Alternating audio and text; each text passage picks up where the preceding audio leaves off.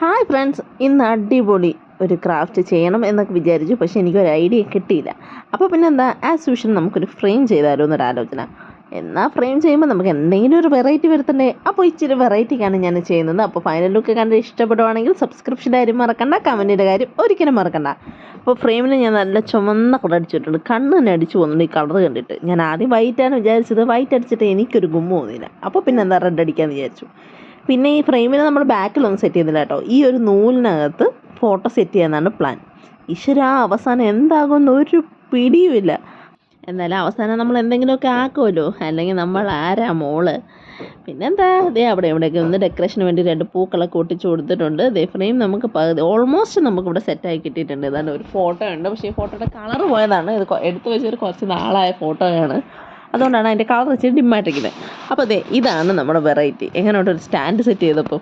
നമ്മളല്ലാതെ ഭിത്തി തൂക്കിയിട്ട് കണ്ട് ബോറടിച്ചില്ലേ? അപ്പോൾ ഇതെങ്ങനെയുണ്ട് പറയണേ.